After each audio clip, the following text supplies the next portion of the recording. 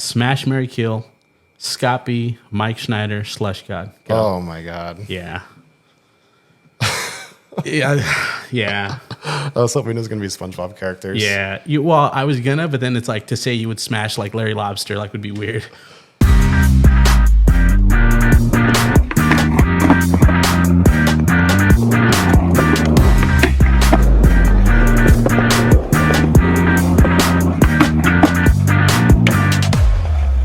Bigspin Podcast, Episode 8. I'm here with the dude who's behind some of the most raddest fingerboards in the community, Stefan from Devise. What's up, dude? Not much. How you doing? How's it going, man? Thanks so much for having me in your home. Thank you for coming by. Absolutely. Give us some context. So right now we're in beautiful city of Santa Ana. Uh-huh. What happened to the first time we're going to sit down for this interview? We had to go pick up Jake outside and show him how to get inside the complex. But We almost fell in the pond. oh yeah, that's true too. Yeah, there's a We lot of almost rivers. fell in. Absolutely. I love all the rivers, right, by the way. Yeah, Have my kid falling. I told Jolene, I said, there's no way we can live here. yeah. Because my kid would go swimming each and every time. There's usually a lot of ducks, but they're not out today because it's like gloomy and depressing and not sunny. Oh, I thought it was because it was a holiday, so the ducks were just off. That could be true as well. Like government robot ducks. Absolutely.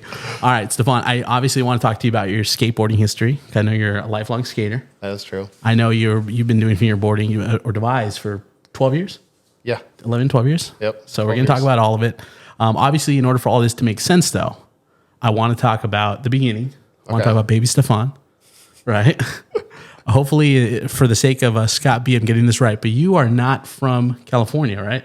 That's correct. I am. Where are you from? Massachusetts originally. East Coast? Yeah, East Coast. Yep. Shout out Scott B. Northeast. There you go. Northeast. Make it even harder. Yeah. Where specifically are you from on the East Coast? I kind of moved a lot, but I was mostly about an hour south of Boston. I was born in Stoughton, lived in Easton, Taunton, and Lakeville for a while as well too. Wow. Okay. As far as for being a kid growing up out there, what is the biggest difference from as far as being on the West Coast to the East Coast, as far as the seasons and stuff like that with skateboarding? Out here, you can definitely skate all the time, which is a big reason why I wanted to follow my dad out here and kind of pursue just kind of living out here and stuff. But out there, there's at least 4 to 6 months out of the year where there's snow and horrible conditions where you can't really skate as much. But thankfully, I had an indoor skate park that I spent a lot of time growing up at, so that kind of helped keep me skating. Otherwise, I would have only been doing it maybe half the time out of the year. That was an indoor skate park on the East Coast? Yeah, it's called Skater's Edge. It's in Taunton, Massachusetts. Is that the same skate shop that you first sold your Devise decks in? No, I first sold them at this small kind of pop-up shop. It was in Middleborough, Massachusetts. It was called Raza, and then I sold them. I think that was the one I was thinking of because you've told that story before, right? Where they got robbed or something like that. They had to close. Yeah, that's true. I don't really remember where I talked about that, but yeah, that definitely happened. Had to do my research. Yeah, Had to do my research. Okay. Yeah. Absolutely. What were you like as a kid? Were you always in kind of action sports like skateboarding, biking? Yeah. What was your thing? Yeah, I was very kind of outgoing and always trying to do stuff outside. I've mentioned before, I have ADHD and I like to be energetic and run around and just go crazy with it. But yeah, I always like to be outdoors. I was doing baseball a lot when I was a kid as well. I grew up around horses as well too. My mom and my sister were really into that, so I was always just very outdoorsy. But as soon as I found a skateboard at around the age of 5, I could not put it down. Okay, so for you from the start, it was just always skateboarding. Yeah, never went through a scooter phase. I definitely had one. I would keep it in my trunk sometimes. Was it a Razor? Yeah. Ah, dude, of course. Razors. Dude, can't go wrong with the Razors. Yeah. Talk to me about Stefan in school. Popular kid of the unpopular kids. Probably more so the unpopular side, because as outgoing as I can be, I'm very antisocial and shy at the same time. So I was not very outgoing when it comes to talking to people, but I was just kind of looking forward to getting out of school and just running around and being myself. Absolutely. When it comes to as far as your skate style, I know you mentioned that you're a little antisocial. Do you feel even when you were younger, when it came to the skate crews and stuff like that in your area, you were still kind of antisocial, or was that where you kind of shined as a social butterfly? I think I would shine once I started making friends, but other than that, if I'm going to the skate park and I'm not planning on meeting with anybody, I kind of don't want to talk to people. I don't want to be like rude or anything like that, but I definitely just want to like stay in the zone and just kind of focus on like what I want to skate, and then kind of talk to people if conversations come up. Right. And so with being born on the East Coast, you've made a couple trips, right? Not to jump too far ahead, but so was it always like Massachusetts, California, back to Massachusetts, back to California, or what was that like? Yeah, I did that twice. So my parents split up when I was in 8th grade. So I'd always kind of visit my dad all throughout high school on those breaks. And then once I graduated, I moved out here for 3 years. And then I decided to move back to Providence, Rhode Island, right next to Massachusetts for 3 years. And then I moved back here again, and I've been here for about 5 years now. So you used to have family on the East Coast? Yeah. Is that so you have family out here and out there? Yeah, my dad lives out here, and my mom lives out there, and I have some other family members like aunts, uncles, and grandparents. Okay. When it came to decide if you're going to stay on the East Coast or West Coast, what was the driving factor, man? Was it always work, or when you were younger, was it just kind of like which parent you wanted to hang out with, or?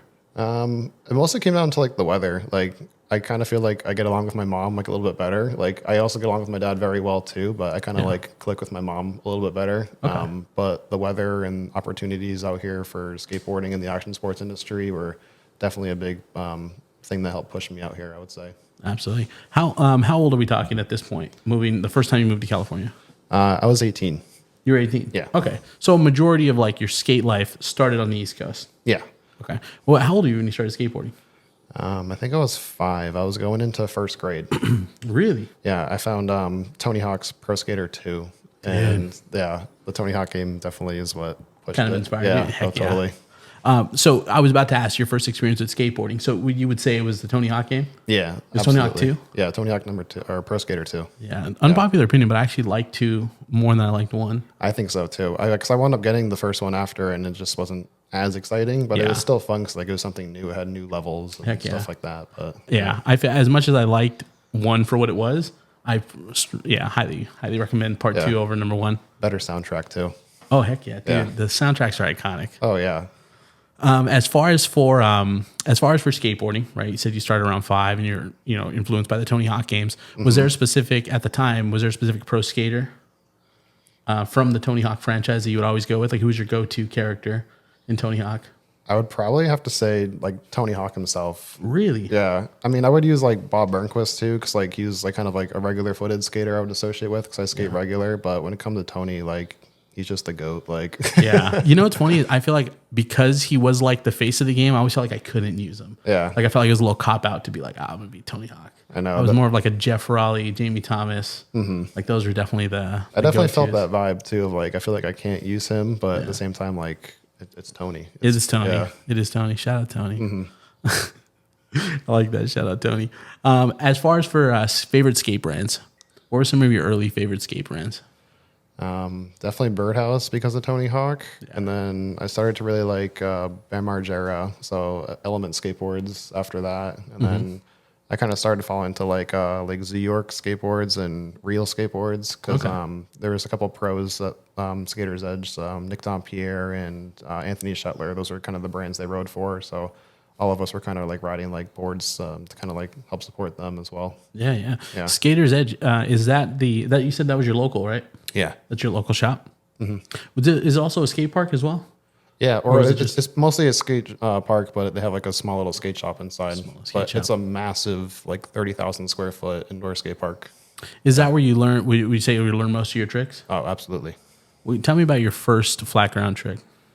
Tell me about that moment. Was it a kickflip? Was it an ollie? I know for everyone's kind of different. Well, definitely ollie. I remember doing my first kickflip in like 2006, but that was probably like my first flip trick. Besides, like I did like a pop shove it before, and I was really excited about that. But I was like really ecstatic when I finally learned how to kickflip, even though it looked absolutely terrible. Straight. But yeah, yeah, no, I think for me it was varial, only because it naturally just went like to the right. You know what I mean? When you flick it. So I don't know. Yeah, for everyone, I always find it interesting when people are like, "Oh, I learned how to heel flip before kickflip." Oh, I was terrible and still am terrible at heel flips. Heel flips. I feel like it's easier for people that are goofy footed to heel flip for some reason. That's my kind of unpopular opinion on that. I don't know why. To say. But like if you watch a lot of video parts, you'll see like goofy footed people mostly do heel flips, and then regular people are doing kick flips. I can see that. When you were younger, when you were skateboarding, was the goal to like become a pro skater, or was it more so just kind of hang out with friends? I definitely want to be a pro skater, and then that kind of slowly started to turn into just wanting to be a skate filmer, and then turned into just wanting to be in the skate industry, just because I could still be a part of skateboarding and not have as much pressure to like perform, I guess. Absolutely. Yeah. When it came to being like a sponsored skateboarder, were you ever on any teams or anything like that? Any notable teams aside from like shops and stuff like that? Or flow for any teams? Nothing like really big like that. I rode for like a couple, or like, well, one like really small like clothing company, but that wasn't even until like college or so. But I definitely like tried really hard to get sponsored for a while, and then kind of just kept falling flat on my face. So. A couple sponsor me tapes? Yeah. Yeah, I had one in 2006. My dad helped push me to make it. He really was, like, felt like I had the potential for it, so that's what kind of like pushed me to like want to do that and like record skateboarding, which pushed me really into like filming and editing as well. Do you feel like that's kind of like a lost art, like in the crossover between fingerboarding and skateboarding? Do you feel like sponsor me tapes should be a thing with fingerboarding? It could be. I mean, there's nothing really wrong if you do it that way. It's definitely something that's getting lost, but now I just kind of feel like it comes down to like how like marketable of a person you are, like how much you do for like the community around you, and or how like well known you are, more so like how many edits do you put out, like, and stuff like that. So what you're saying is it doesn't always come down to just how rad you are on a fingerboard. Exactly. Yeah. Okay. I mean, 'cause if it is like that's all like you're kind of like good for, it's just like just your skill, but like what are you like deeper than that, you know? Wow. That's very deep. Yeah. That's very deep of you. I like that. What is your go-to, even now, like, right, what is your go-to skateboarding trick? Flat ground. Probably say either tray flip or a switch 180. Switch frontside 180. Switch frontside 180. Yeah. Wow. That's pretty impressive. Yeah. I never got to switch. In my like skateboarding stuff, it was always like the basics. Kick flip, never got tray flip. Had heel flip, had varial, nothing switch. Yeah. Nothing nollie. There's something about it. Like I'm not amazing at switch, but like you can pop it, spin it, and then you're like back in the regular stance. So it kind of just, it's like a half cab essentially. Yeah. Yeah. Probably just feels natural, especially landing and you're like your regular footed. Exactly. I like that. Talk to me about your worst slam on a skateboard. Because I know you've been skating for so long and you put out tons of video stuff, like doing a deep dive on your Instagram. There's like so many gnarly like pictures and videos. There was this video of you, I think it was like you alling off like it looked like a shack next to like a baseball field or something like that. Oh yeah, that's an HB next to Joker's. Yeah, that thing was wild. Super tall. Like when I landed, like both my arms like touching the ground. I had to squat so low to like take the impact. Yeah, knee yourself in the chest. Yeah, I had kind of like two slams. I broke my pinky once on like a really big gap at Skater's Edge where it was probably almost like the size of like that thing off the like dumpster storage container thing. But like I was trying to like ollie it, like I landed it, and then like someone like walked in front of the camera, so we wanted to like refilm it. It's the worst. Yeah. So then I'm getting up to do it again. Like I kept like landing, like just getting stuck on the impact, and then eventually like did another one. I put my hand down, I rolled, I go to pick up my board, and then my pinky is completely all the way to the left. Ooh. And then that was a pretty crazy one. That's wild. But then most recently, I think it was 2 summers ago now, I was skating just like a 1 foot tall ledge at the skate park in HB, the rec center. And I was doing a nose grind, frontside 180 out, and then I kind of spun out a little bit too early, and then my back foot stayed on in the switch stance, and then my front foot stayed behind. And I twisted, sat on it, and then I fractured my ankle, and that was probably my worst one. Wow. A lot more could have went wrong there. With the whole, like, your board staying, your foot staying on the board and rolling out. Yeah. Dude. I mean, it definitely could have been worse of, like, them having to put, like, plates or something in my foot or whatnot. But, like, I kind of got away lucky with, like, a fairly clean break. But it was also my flicking foot. So that made it really hard to kind of relearn a lot of things, especially, like, I feel like I'm very terrible at kick flips. That's why I love tray flips so much. Like, they always kind of rock it. And, like, that year, I figured out, I'm like, oh, if I lean back a little bit, I can kind of flick it better. And then, like, they were leveling out like crazy, and I was so happy. And then I broke them out. Yeah, and then I broke that flicking foot that year. Damn. That's wild. That's how it goes. Yeah. Talk to me about your first ever skateboard, like your first pro skateboard setup. It was a blind. There was this one skate park, I think it was in Milford, Massachusetts, or Medford or something, but it was like just like a blind, like logo deck. It was like all black. It had like the blue lettering, same blind, repeated all the way down the bottom. I don't know what kind of trucks they were. I just know they were like some silver trucks and some red wheels. But that was like my first like professional setup. Dude, that's awesome. Yeah. I feel like everyone's first professional setup is like one you never forget. Yeah. You know what I mean? It's one of those like, oh yeah, it's this graphic, this truck. You know what I mean? Yeah. So that's wild. I'd love to find it, but I don't know. I feel like it'd be kind of tough to find like a certain like logo one, or at least maybe I could try and recreate it in my mind and like make it say like Devise or something. You know, I've searched for my first birdhouse graphic, even online. I feel like I can never find pictures of it. It was like an Andrew Reynolds graphic. It was yellow and had a razor blade on it. Ooh. And Okay. And I know it had writing on it. I know it obviously probably said birdhouse Andrew Reynolds, but other than that, I couldn't tell you. It's so hard. Yeah. I feel like with a pro model, it might be a little bit easier, but like logo deck stuff. For sure, it was Andrew Reynolds birdhouse, and I remember it was a yellow deck and had a razor blade on it. Interesting. Yeah, and I've randomly Googled it from time to time, and can't find it. No, same with like trying to find my first tech deck graphic. I cannot find it for the life of me either. So now transitioning a little bit, right? So from not just with your skateboarding, but transitioning a little bit into fingerboarding. Do you think, so a question to kind of that I usually ask to kind of bridge the gap here, is it possible for someone to fully love and appreciate fingerboarding if skateboarding was not really something they were into when they were younger? It definitely is possible, but I mean, it's something kind of like when I first was getting into fingerboarding, I felt like it wasn't something possible because like I loved skating so much and that was like my connection to it. But now like kind of growing deeper into the fingerboarding scene and meeting more people and seeing how it affects their lives, like it's definitely something very possible. Okay. Do you feel like if you skateboarded when you were younger, do you feel like there's an advantage to your fingerboard style, your fingerboard, like starting a fingerboard company or a brand just because you have kind of understanding about it? Absolutely. Absolutely. I love that. I love that. Absolutely. I had to say it. No, I love it. Yeah, that's we're gonna make some merch. Diving back into it, given your years of experience with skating and your years of experience as a head honcho over at Vans, talk to me about your favorite skate shoes growing up, and are they now Vans? Favorite skate shoe growing up? I didn't really have like a set one I really liked. I would kind of like trying like all sorts of brands or kind of like whatever I could get my hand on. Like I would try like Audios and Circas and some PCs, and I didn't even really get to Vans until like mid high school or something. And then the half cab was my first shoe, and I skated that. But then I started working for DC Shoes before Vans, actually. So, really? Yeah, so I was skating those a lot. I really liked the Mike Mo shoe from them. It was really good. It was very, very durable. Like, took forever to rip. Yeah, the padding in that was insane. Oh, yeah. Dude. It was so comfy. Like the bottom of the shoe would wear out before, like, you would even rip the side. It was crazy. Well, so obviously, like, when you're skateboarding, and you said that you kind of, like, maneuvered over to kind of filming and stuff like that, did you ever see yourself getting into, like, the shoe side of skateboarding? Or was that kind of accidental? That was kind of accidental. It didn't happen until like I was when I moved out here and I was trying to find a job. I wound up working for Quicksilver. It was like Quicksilver DC Roxy. It was like a tri-brand store at the headquarters. But I leaned towards like the DC side because they had a lot of surfers that worked at the store, but they didn't have a lot of people that knew much about skating. So I kind of became that person. I like that.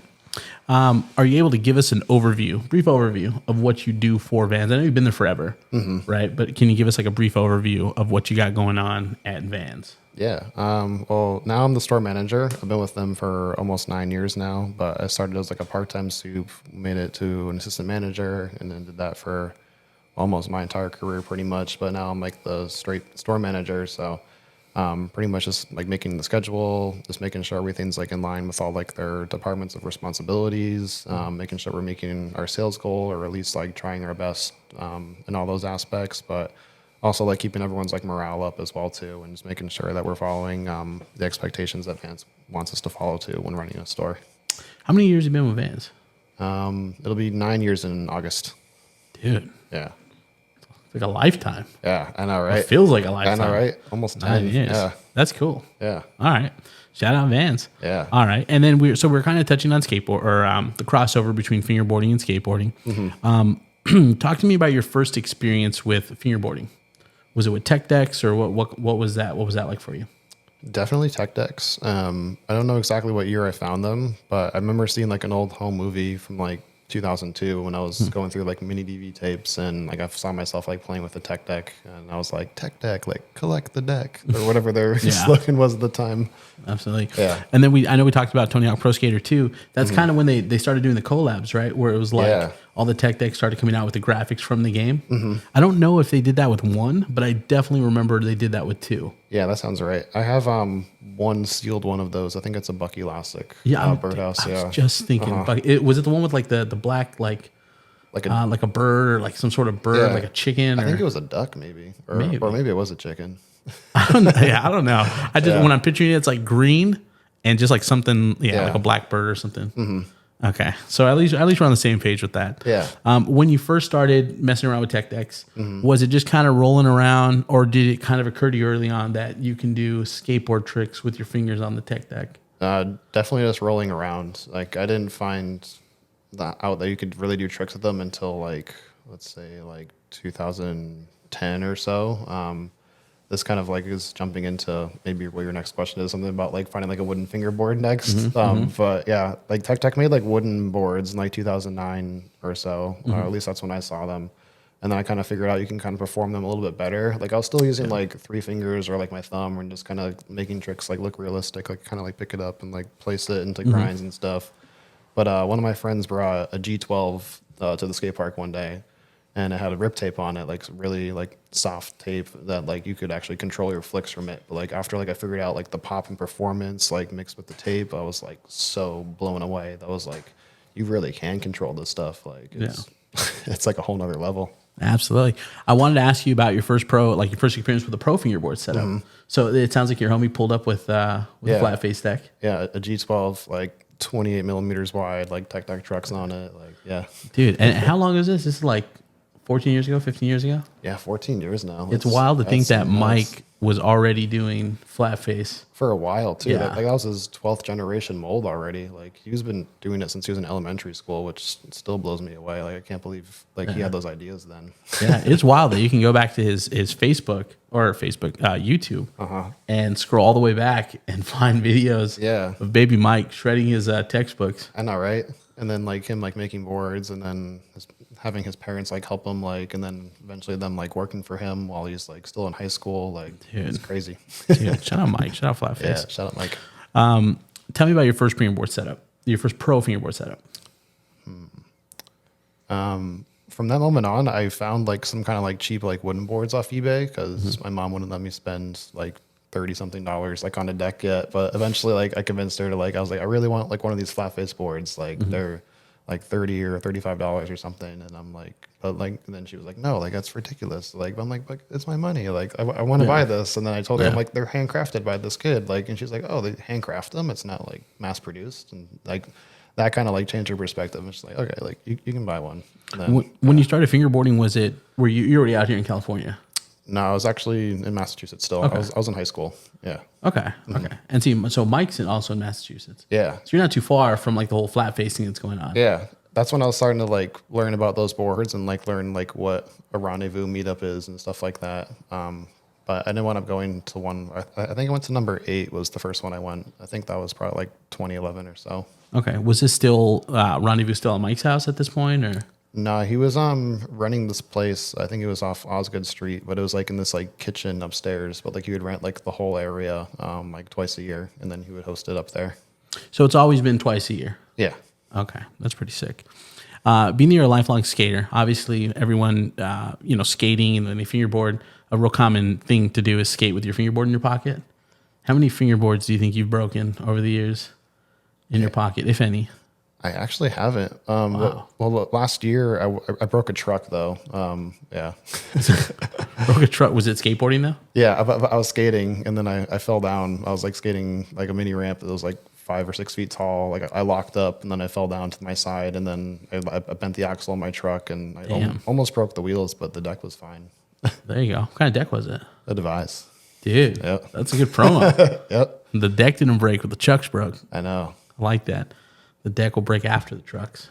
Again, what kind of trucks were they? They were you're like, I'd rather not say. Yeah, I'm not going to say. Yeah, I'm not going to say which truck broke in your pocket. Hey, you know what, though? That To be fair, that's a pretty Yeah. hard slam. Yeah. So shout out whoever trucks those were. I think I landed truck first, so that's what caused it. Yeah. Fair enough. Fair enough. So whoever's trucks those were, Yeah. there was a good excuse for that. Mm-hmm.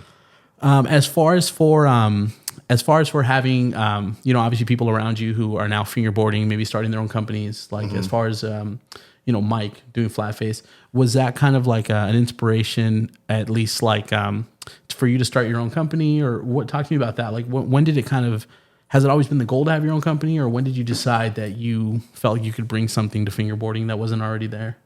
I started gaining an interest in it when I started getting more into the community, like meeting friends and doing trades. And then one day this kid did a trade with me, and he traded me 5 extra sheets of veneer, like just enough like to like mold your own board. So I got some wood glue. I clamped it between like 2 tech decks that I like changed the heights on. It was actually this one right here where I literally cut it out of like scissors. Like I didn't even use like a sander or anything, but I used like scissors and grip tape to sand it and clear coat and a drill press. But once I figured out like these like fragile pieces of wood that you could just like snap like this, like you could glue them together and they could solidify and like they could still be fine like 12 years later. Like This is sick. it was mind blowing. So then I kind of like started gaining like, or I don't know, like my creativity started sparking where I want to like do more of this. I want to get like more veneer. I want to find like a mold that's better than like 2 plastic tech decks. Plastic tech decks. But also too, just like realizing like how like the functionality of them was so much different from a tech deck. I wanted to like share that with my friends because like we all skated, we all had tech decks, and fingerboards were expensive, and I just really wanted to like try and like kind of like build my own local community essentially with all my friends and like get boards in their hands and so they can see the enjoyment in it. Right. With the internet at that time not being what it is today, where do you feel like you got a lot of the info from? Because I feel like fingerboarding is like, especially making fingerboards and graphics and stuff, it's sometimes like, a lot of the times the craft that goes behind it, everything that goes behind it is kind of like something that people don't really talk about because you kind of got to figure it out on your own. That's kind of the, at least the sentiment that I got, when I first started. Yeah. So how do you get to a point where someone just trades you 5 veneers and you turn it into this? Like where did that info come from? I feel like there was at least like maybe 2 or 3 tutorials on YouTube. But also too, there's the fingerboard forum, Fingerflip Inc. I wasn't like a member on it just yet because it's like was kind of hard to like get on the forums or get approved for it. But you could still kind of like lurk and like see stuff in there. So I would just kind of dig through all the threads and see what people would like comment about, like suggestions and ideas, and then I would just kind of just try like whatever like I found that I thought would work essentially through there. But there was definitely a couple of YouTube tutorials on like how to like glue them together and how to like use the drill press and like belt sand them and clear coat them and stuff like that. But not many other details other than that, especially when it came to like graphics and whatnot. Was the decision to start Devise, did that just kind of come natural to wanting to provide your friends with like different decks and stuff like that? Talk to me about the name Devise. Were there other possible names in the running, or was Devise always like, was that it from the start? I really wanted to do the name Create Fingerboards. I struggled to kind of come up with a name or one I was really wanted to sit on for like about like a year or so, but I thought like Create sounded like good to like you like create fingerboards, like you're creating like a product or something like that. But there was like a company called like Creation Skateboards that I don't even know if they're around anymore either, but I thought like if this ever kind of took off into something, I should like have something a little bit different. So I found the name on a thesaurus. That's a tough word to say. Thesaurus, there you go. Yeah. Shout out like, Thesaurus. But create, and then I found Devise, and it was to create from the existing, and then that one really spoke to me because it's like I'm creating something from ideas that are already existing out there, like and things that I'm inspired on. Like I was very inspired by flat face boards and Berlin woods. So I wanted to kind of see like how I could like kind of blend like the things that I like the most out of those 2 boards like into my own product and push that out to my friends. Absolutely. When Devise started, like when you first started like making decks, right? Was it like you made decks and immediately started selling them, or was it like you made decks and just kind of like talk to me about the launch of Devise? Mostly just like would sell them to my friends, but like very cheaply, like $10 or so, or just give them away if they were kind of like blemished or whatnot. Mostly just so I could kind of get money to get back supplies so I could keep making more of them, but not really like kind of like profit in mind. Then eventually, like once they started getting better, like some skate shops wanted to carry like a handful of them like here and there, which I thought was pretty cool. That's sick. Being that this is the first Devise board right here, right? How many would you say did you sell using the tech deck, two tech decks clamped together? I don't think I sold any with that too. Those were kind of like just for me. Like the prototypes? Yeah. But it was very shortly after I started digging through eBay of like fingerboard molds, like, and someone was selling like a concrete one that was like, it was just like, looked like a real skateboard one, like very like squared off. I don't even know how you make a concrete mold like that. Yeah, as I well was about to too. say. Yeah. I've heard of the Bondo molds. Yeah. Never concrete. Because that was next for me. I'm like, this thing's gonna crack eventually. Like it was secured with like plywood on both sides of it. Yeah. But I was just using like straight up like clamps, so not like too much pressure, but I think it was definitely gonna crack eventually. But then I started making a Bondo mold because they had some tutorials online on how to do that. Right. There's a lot that goes into the process of making boards, right? And I have a lot of friends that obviously make boards and stuff. There's a lot of friends that we use, like specifically when it comes to after pressing the deck, when it comes to shaping the deck. There's a lot of friends that will just kind of use the router, right? Doing a deep dive on your Instagram, I've noticed that you and a few other people prefer, or at least seem to prefer, to use a belt sander. Is there a specific reason behind that, or is there just like in your mind, like a benefit to do more of a belt sander thing, or? Well, the thing is, just opposed to a router? I did belt sander for like maybe like the first like 7 or 8 years or so. But after like kind of like the demand increasing, it's very difficult to do that, and I got kind of tired of the inconsistencies and things like that. But I do a router now for the past like maybe 4 or 5 years. Okay. But I do like to take them to the belt sander after to kind of like tidy it up a little bit, because sometimes the router kind of like chips into it a little bit, and the belt sander kind of helps like smooth it out to my liking, and it also kind of gives me like that home feel of like the original Devises, I would say. Okay. Yeah. Okay. When it comes to making boards, you obviously there's new companies that start all the time. Everyone decides they want to make fingerboards and start a fingerboard company, and so when it comes to making boards, what is something that is easy for a new board maker to overlook in the process, therefore rendering their boards not as high quality as they could be? Probably the hand sanding process, because you can have like a good router and a good template and get it to the exact shape and everything too, but like rounding the edges after too. Like a lot of people kind of like rush that aspect. Because I feel like the more time you can spend with it, it definitely can perform better. It can kind of feel like a little bit more lightweight, kind of be like a little bit more of like a crispier pop. But also like other people kind of notice that as well too. It kind of just feels like a little bit like heavier and bulkier, and kind of might not perform as well. Okay.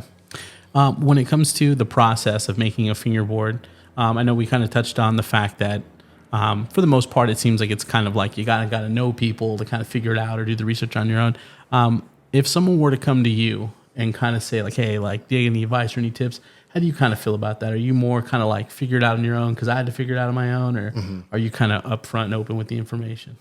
I'm definitely a lot more open with it now.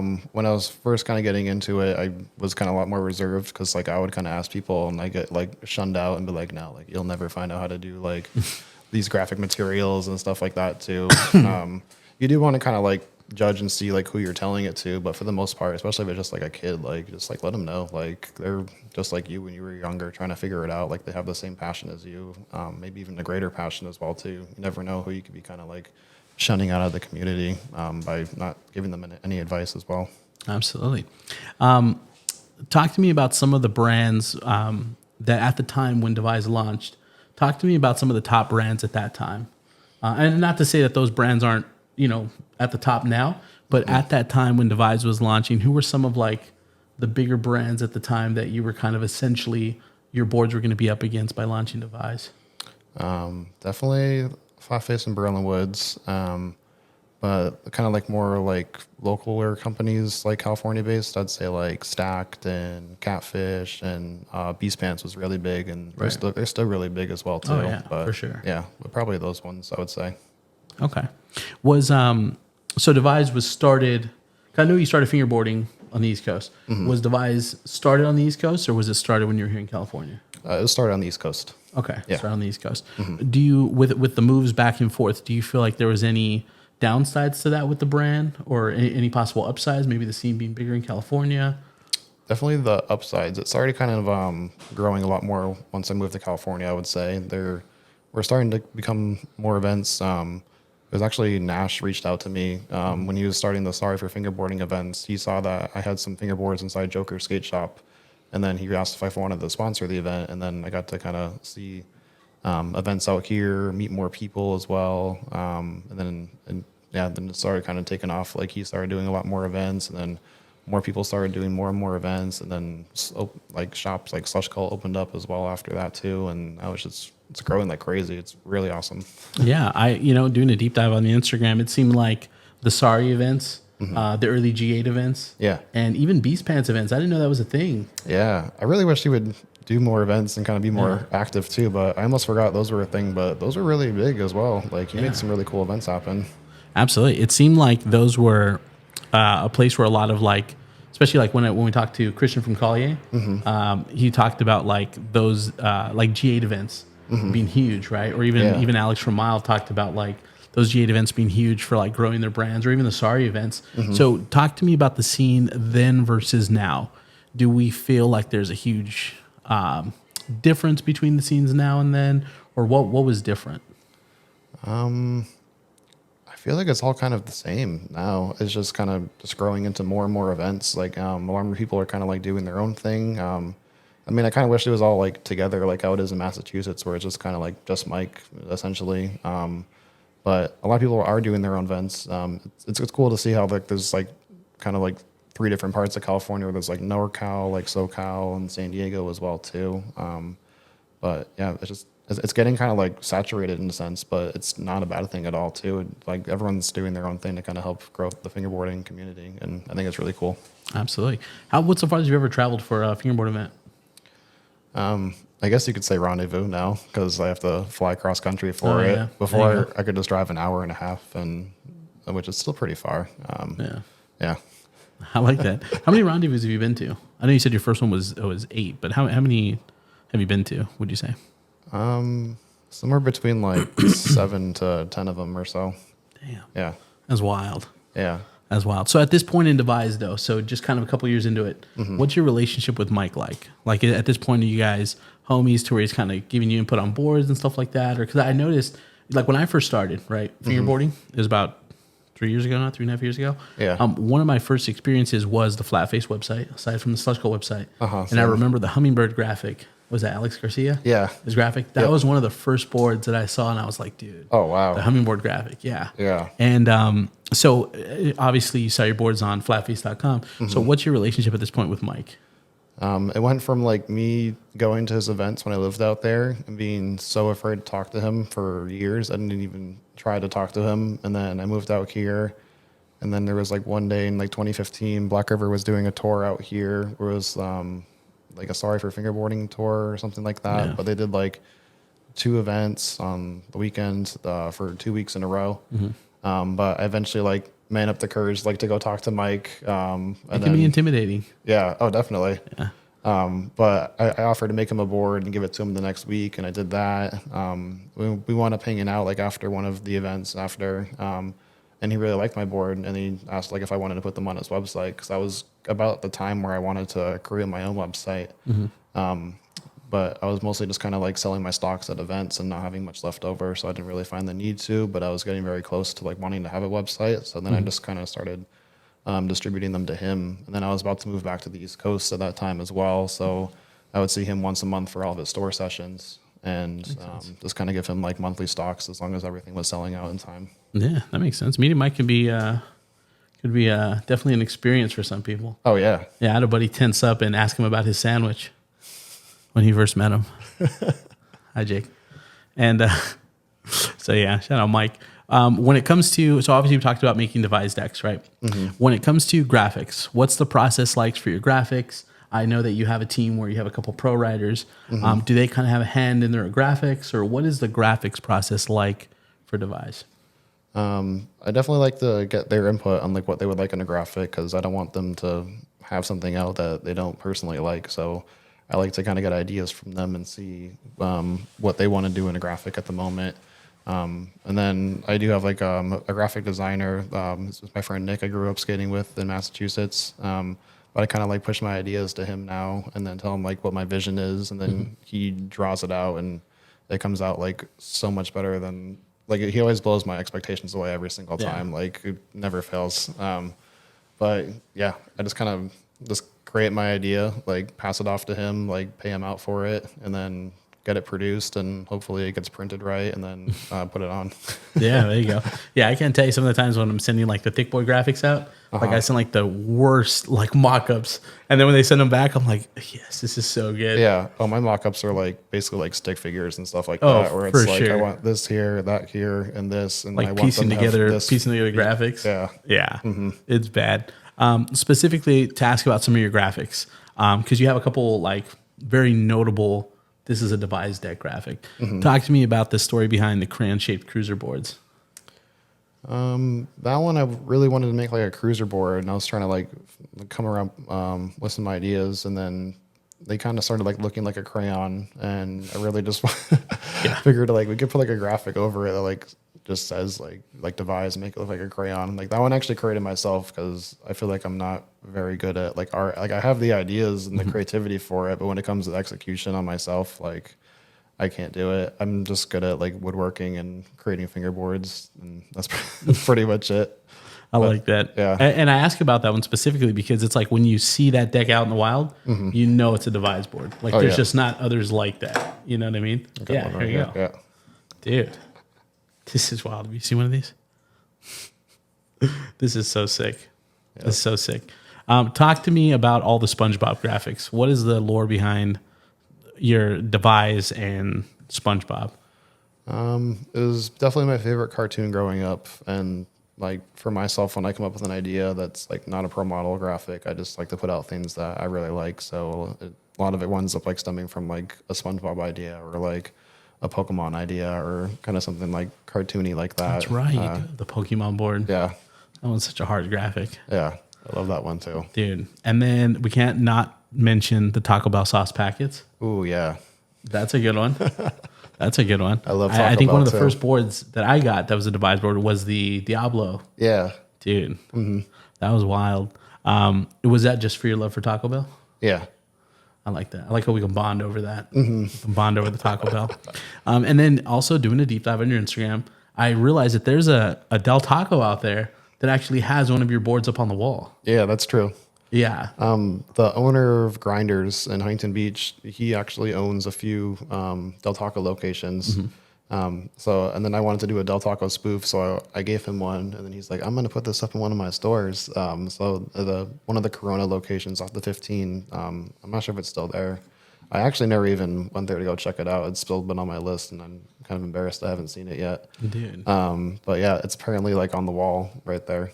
What is it, Devise Taco?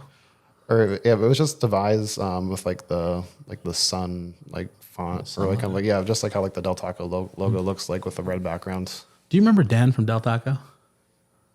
Dan? Dan? Is that it? Was it Dan from Del Taco?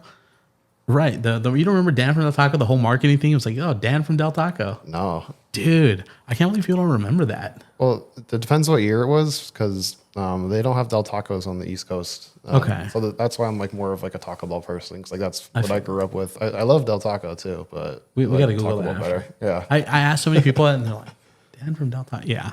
You remember the little Chihuahua with Taco Bell? Oh, of course. It was that, but Del Taco. Like it was like the mascot. Interesting. Yeah. But Dan from Del Taco. But it was a person. Not It was a dog? it was a total like just random dude. Interesting. Yeah. I'm gonna look that up after. Gotta look that up. Yeah. For some board brands who don't have a team, in your opinion, do you feel that's a missed opportunity for brand growth? Or do you find it to be necessary to have like a team, not just for like your skateboard company, but more specifically for your fingerboard company? I would definitely say it's a missed opportunity if you don't have a team, whether it's at least like a small handful of riders. It can be kind of tough if you have like too many riders to keep up with everybody and make them all like feel welcome and appreciated. But you need people to kind of help push your product. Like otherwise you're just going to be pushing it to like a bunch of like influencers and constantly changing people that are advertising your product for you. So you might as well have some people that are like loyal to your brand that can help like really like push your product that way. Absolutely. Yeah. What's the situation with the name Alex and your team? Oh man, it just kind of just happened. Like I had like one rider. My first rider was his name was Jacob, and then I wound up putting my friend Alex on that I grew up with. Like once he kind of like started getting like better at fingerboarding on the team, and then I met Alex Hancock out here, and I wound up putting him on the team, and then I wound up putting another Alex on the team, Alex Garcia, and that's 3 Alexes. Yeah, but I put him on the same time as Angel, who rides for Sorry now. And then I also had Invictus used to ride for me before he went to Bigspin as well too. So I did have like some other variety mixed in there. And then we had Alan rode for me before he passed away. Rest in peace. And then now we got Alex Rogan. I have one more rider coming soon, and their name is actually not Alex. Not Alex. Okay, I was about to try and guess. Yeah. How many Alexes doing this? So at this point, you're 4 Alexes deep. Yeah. Okay, so are we going to cut off the name Alex? Almost. I feel like I have to set like a really high standard now. Like I'll notice you a little bit more if your name is Alex, but you got to be like really, really good or really bring something to the table, like marketing wise, to get put on the team. Start calling him just A. Yeah. Start calling him L. Yeah. You know, that'd be weird. Think of the pro graphic, so it might be easy though. Yeah. One pro graph, you just put Alex on there. That's what I did. It's like, I have that. Oh, Yeah. right. Yeah. I was like, when I saw that, I was like, whose pro graphic is that if you have 3 Alexes? It's Alex's pro graphic. Alex, there you go. Just be like, it's your pro graphic. Yeah. I love that. When it comes to being a brand owner, I'm sure you get the message all the time about sponsor me. Talk to me about what goes into, as far as like what goes into what you look for as a brand owner when it comes to sponsoring someone. And is that the best way to go about it as far as just messaging a company and say, hey, you know, here's my clip, sponsor me. Is that the way to get sponsored by Devise, or what do you think? It's definitely not a good approach to it. If you're already using their product, I can think it's a good way to do it. But if you're not riding the company's product that you're asking for, is definitely not a good approach. It just kind of shows that you just want to be a part of having a sponsorship, which there's nothing really wrong with that. Like everyone usually wants to get sponsored and get free stuff, but the best way to do it is to like find a company you really like, or a few companies, just keep repping and supporting them as much as you can. And then once you can kind of like bring something to the table, like whether it's your skill, which you definitely need to have like at least a little bit of skill, but you kind of have to like bring something else to it. It's like, you don't need to have like a huge following on Instagram, but like you need to kind of have like respect from the people around you that like you're a good person and you are like a positive influence on the scene. Essentially, that's a very big piece, I would say. Okay. So it doesn't matter how good you are. If you're a jerk, not going to fly. Yeah. If you're a jerk, then yeah. Okay. I feel like the only person that can get away with that is like Nigel Houston. Yeah, it kind of works. That kind of works. Every time someone says that guy's name, I always think about his tattoos. You know which ones I'm talking about? Oh my God. You know which ones I'm talking about? Yeah. Yeah. I wish you wouldn't have said that, because now I'm just full. Yeah, I can see the meme in my head right now. Isn't that like a cover for like Sports Illustrated or something like that? I don't even know. Oh my God. Yeah, don't Google that. Don't Google that. Whatever you do. Any chance for Devise? I know that there's like T-shirts and stuff. I've seen like the T-shirts and stuff, but any chance that Devise is going to dive into a little bit more merch, like hoodies and stuff like that, hats? I know there's obviously stuff that exists, but any more merch on the way or anything like that? Any Absolutely. obstacles? I like that. Absolutely. Like you get real close. Absolutely. Yeah. I'm just having trouble like keeping up with like the demand of all the distributors and stuff that people want my boards for. So, and then I only have a couple days off a week from Vans, so it's kind of tough to balance everything. But I definitely been wanting to do some shirts for like quite a few years now. Like I've only just done like a few like small runs of them, but I definitely wanted to branch more into like shirts, hoodies, hats, and. What about obstacles? Wheels, trucks, tape, anything like that, or are you just kind of content with boards? Yeah, I'm very content with boards and clothing. I mean, eventually maybe I could branch into those areas, but they don't really kind of interest me, more so in the sense of like they kind of seem like too difficult to kind of like learn about and kind of learn how to be an expert in those fields. Kind of seems like it'd be a very long way to go. Absolutely. When you bring up Vans and like doing Devise at Vans at the same time, how do you kind of balance that? Because obviously working anywhere full time and then trying to essentially run your brand full time has to be tough. So how do you kind of find that divide? How do you kind of find time to do both? I honestly just have to go by like the van schedule, and then whatever time I have left, like that's all I have to work with, honestly. So that's why like, I don't know, my life seems like pretty like chaotic and crazy. I don't have like any consistent days off, and I kind of just have to just like go with the flow and then just kind of make the best with what I got. Kind of just got to go with the flow. Yeah. Okay. Where do you see Devise in the next 1 to 3 years? Like, what's the game plan? Definitely goaling to see if I can maybe make it like a full-time profession one day, because it's growing. It's got potential for it. So I would definitely like to see if there's potential to like do it full-time one day, because that'd be like a total dream job, essentially. Yeah. Waking up, making boards. Yeah. I like that. Yeah. Waking up. Make your own schedule. I was about to say, so when you're making boards, are you just like sweats in a t-shirt? Because I know Dylan will just be making boards like in his chonies at his house. So what's the get up? Yeah, I mean, like whatever I went to bed with, like gym shorts and a shirt, or some like PJs. Or if I'm like bringing my girlfriend to work or something, then like whatever like I'm gonna wear for the day, or if I have to go run errands, I could just put on like regular pair of pants, whatever's the closest t-shirt, and then just kind of work on boards for as many hours as I possibly can. Working for yourself, just making boards in some gym shorts. Yeah, I dig it. Tell me about the if any, tell me about the biggest regret when it comes to Devise up until this point, and tell me about one of the highest, like coolest moments when it comes to Devise. So lowest moment, highest moment. Lowest moments, if any. Yeah, it's kind of tough to say. Maybe just like kind of getting discouraged on like not a lot of people like letting you know like how to do graphics, or like trying methods and investing like the little money you have into it, and like it's failing, and then you're I've definitely hit like some lows there where I put a lot of money and time into making graphics, and then they're not coming out right and falling behind, and then like considering like just dropping it all together. But I kind of have like too much passion for it to like really let go, but I've definitely gotten close a lot of times. But a lot of highs is like got like cool collaborations. Like we got like the Flat Face collab coming out very soon. Like that the sardines graphic here. Yeah. Anchovies. Anchovies. There you go. Yeah. My bad. Canchovies. Yeah, canchovies. Yeah. I'm really not a fish on pizza type guy. So yeah. I feel like that's where they usually belongs. Yeah, I'm not really either, but yeah, Mike wanted to try them one day, and so we had some. Shout out Mike. He's a character. I love that guy. Yeah. This is a second collab, though, right? It is, yeah. So doing a deep dive, I saw the picture from the supermarket where you left a can there. Yeah. Right?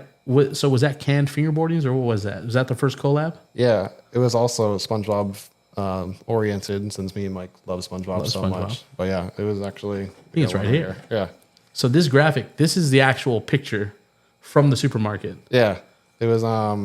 we made a can and then printed out like how it looks for canned bread in the SpongeBob episode, and made it say canned fingerboards and said like Devise and Flat Face in a can.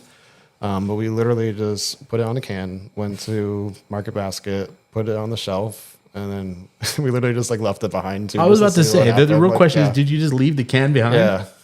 Dude, I wonder if they sold it, or what did they... I feel like it probably just got tossed. Like everyone's like, what the heck is this? Like... Dude, man. Yeah.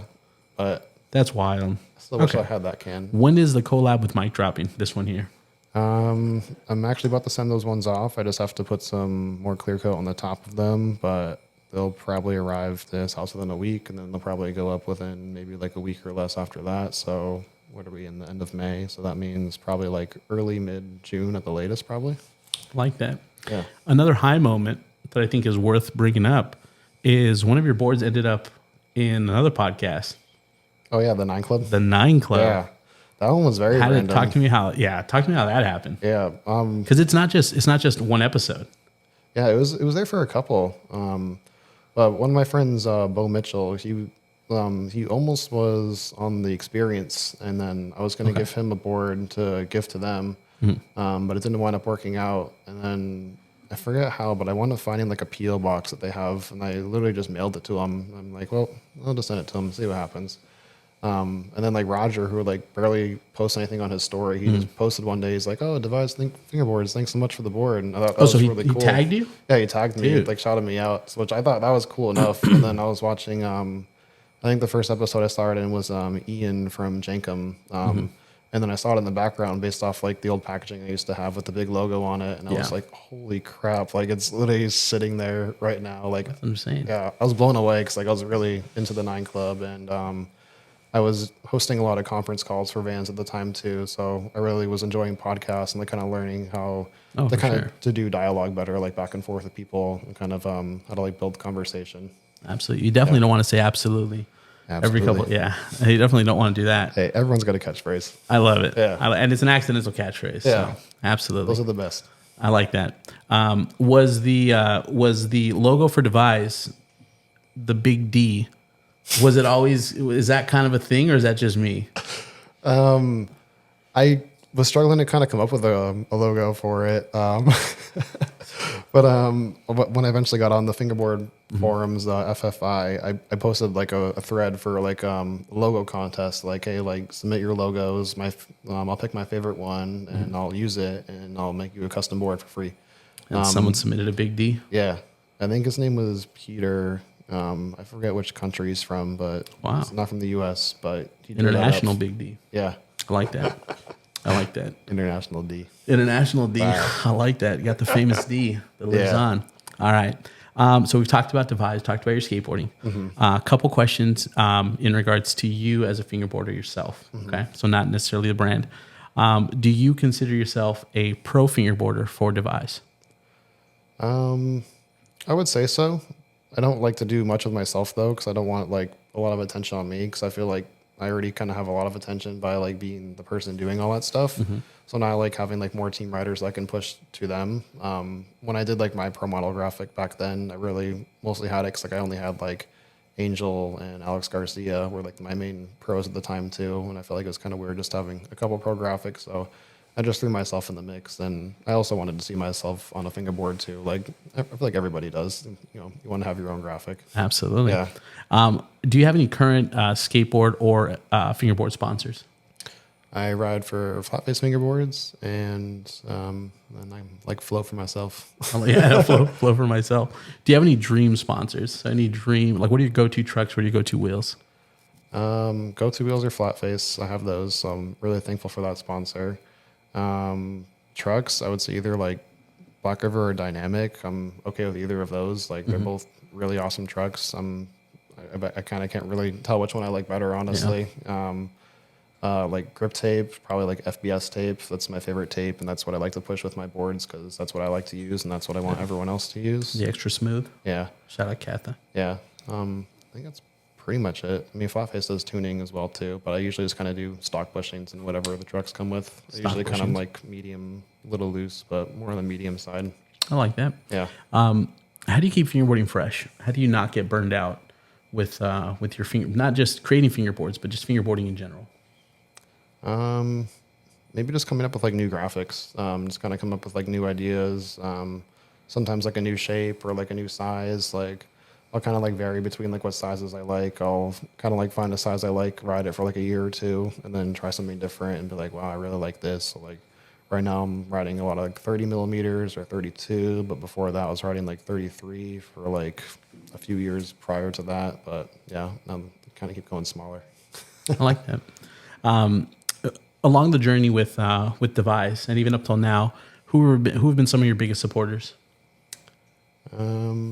Definitely my team, but also I would say Flatface as well, because like they kind of helped like push me a lot when I was about to create a website, and then he was like, hey, you should sell them on my website and like make graphics and kind of like do this a lot more. But I definitely would say Mike for sure was a really big supporter, as well as like my family as well too, and my girlfriend as well. But yeah, especially like my mom and my stepdad especially, because like she kind of helped like started supporting like my creative side, like with me having like a belt sander and a drill press in the attic and working on stuff like there.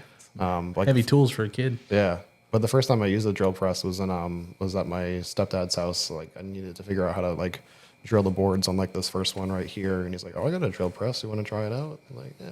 Dude, shout out stepdads. Yeah. Shout out moms too. Mm-hmm. What's some good beard tips? Like if I'm trying to get like you, how do I get that nice fluffy beard? What's your beard routine? I have like a beard to like wash or conditioner. I'll use it like every other day or so. But it's like I just get it at Target. It's called like the Best Damn Beard Wash or something like that. I like the name. Yeah, I know, it's pretty straightforward. When's the last time you were fully shaved? Like right before I started for Vans, I wound up like shaving it down for my interview because I didn't know how they felt about facial hair, and they're like, "Oh, like we love facial hair." Essentially, like people have massive beards that work for us. Like, I love that. We love facial hair. Yeah, it'd be weird. It's like we love body hair. Yeah, go ahead, just let it grow. Shout out Vans. Shout out Vans. There you go.